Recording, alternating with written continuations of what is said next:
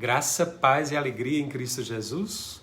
Que alegria, amados irmãos e irmãs, estarmos juntos neste domingo, dia do Senhor, dia da Santa Missa, dia de estarmos em família, para refletirmos sobre as leituras que a liturgia nos apresenta, dando ênfase ao Evangelho Dominical, que neste 26º domingo do tempo comum, nos convida a refletir sobre um texto extraído do evangelista Lucas, capítulo 16, versículos de 19 a 31. Acompanhemos atentamente. O tema do bom uso dos bens materiais, apresentado na liturgia dominical passada, continua neste domingo. Desta vez, olhando mais para as riquezas e para o que elas provocam no ser humano. Nas leituras, nós continuamos a ouvir o profeta Amós censurando os ricos que aproveitavam a vida sem se preocupar com os mais pobres e com o que o acúmulo causava para a sociedade da época. Na segunda leitura, Paulo se despede de Timóteo, deixando as últimas recomendações. Procura antes a justiça, a piedade, a fé, a caridade, a constância, a mansidão. Conforme vemos na primeira carta a Timóteo, capítulo 6, versículo 11. O Evangelho narra a parábola do rico e de Lázaro com as consequências no além da vida que cada um levou. De fato, quem se consola com as riquezas aqui, perde o verdadeiro tesouro que nunca se acaba. Aqueles que se apegam às riquezas deste mundo endurecem o coração para a ternura de Deus, fazem dos bens um absoluto e resistem à caridade e à partilha. Atualmente nós escutamos nos diferentes noticiários informações a respeito da concentração recorde de riqueza nas mãos de alguns poucos bilionários durante a pandemia e do empobrecimento sem precedentes de milhões de pessoas no Brasil e no mundo. A mensagem, portanto, do Evangelho é perene. A mensagem do passado continua importante para os nossos dias. Na parábola do rico anônimo e do pobre Lázaro, nós nos deparamos com um contraste de duas realidades, com as respectivas relações com Deus e com as riquezas. Jesus desmascara as discrepâncias sociais diante de seus ouvintes daquele tempo e de agora também. Veja bem, o texto se inicia com a descrição dos personagens. De um lado, um homem rico que se vestia de púrpura e linho fino e dava festas requintadas constantemente. Do outro lado, um pobre mendigo ferido que ficava à porta do rico. O pobre se chamava Lázaro, que significa Deus ajuda, e desejava saciar sua fome com as sobras dos banquetes do rico. Os dois morrem. Lázaro é acolhido pelos anjos e levado para junto de Abraão, pai da fé do povo de Israel. O rico, na mansão dos mortos, o Hades, experimenta os tormentos e percebe o abismo entre si e o pai Abraão, que tem Lázaro ao seu lado. A distância em vida entre os dois se torna agora permanente no além.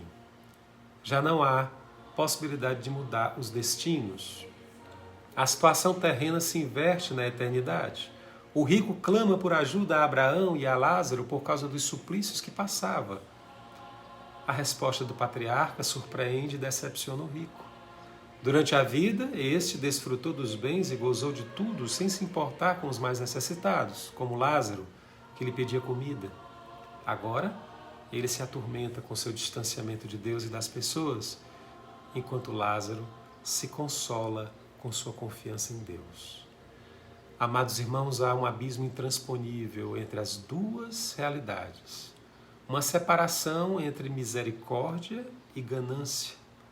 Cada qual permaneceu com o que escolheu como apoio para a própria vida. Os bens materiais, no caso do rico, que por isso perdeu tudo.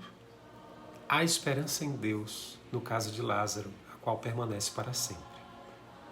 O rico insiste em mais um pedido. Já sabe que sua sorte está decretada, mas os de sua casa, os irmãos, podem ter um destino diferente. Portanto, suplica a Abraão que envie Lázaro aos 5 irmãos que se comportam com apego como ele se comportava. Pede que Lázaro os advirta daquela situação, a fim de que eles deem outra orientação à própria vida.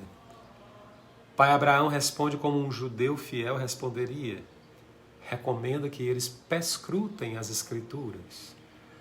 Os irmãos têm Moisés e os profetas para ajudá-los a compreender o modo de viver com os bens e de se relacionarem com os menos favorecidos da sociedade.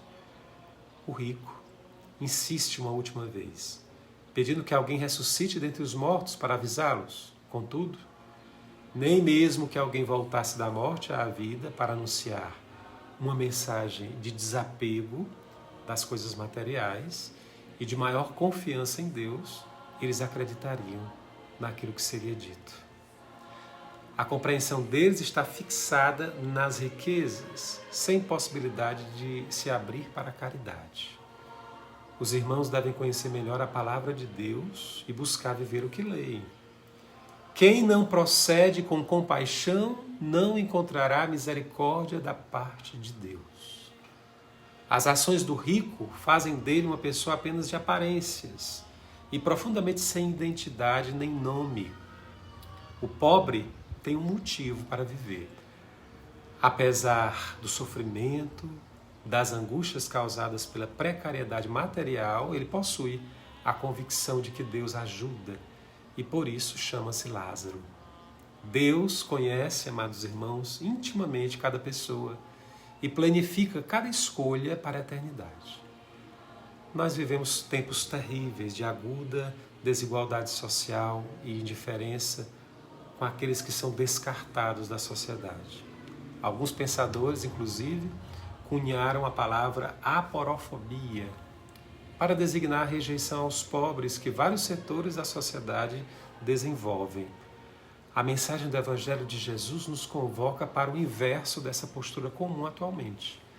O seguimento de Jesus nos insere na realidade do mundo e nos torna sensíveis a quem se aproxima de nós. Não basta só assistir a noticiários ou saber a respeito dos pobres. Nós precisamos nos envolver com quem precisa de nós e abandonar a cultura da indiferença. As leituras de Amós e do Evangelho denunciam o desdém dos que possuem mais e mostram o fim deles. De modo contrário, os que põem a confiança em Deus, a exemplo de Paulo e Lázaro, experimentam um êxito diferente. Eles sabem combater o bom combate e esperar o galardão imaterial dado por Deus. Quem partilha de si e das próprias coisas experimenta uma riqueza melhor, que não se acaba. Encerrando este mês da Bíblia, nós constatamos que a leitura das Escrituras deve nos ajudar a viver melhor uns com os outros e com os bens deste mundo. O modo de vida proposto é a caridade, considerada a plenitude da lei. Espero que tenha ficado claro, que Deus nos ajude a viver esta palavra. Tudo por Jesus, nada sem Maria.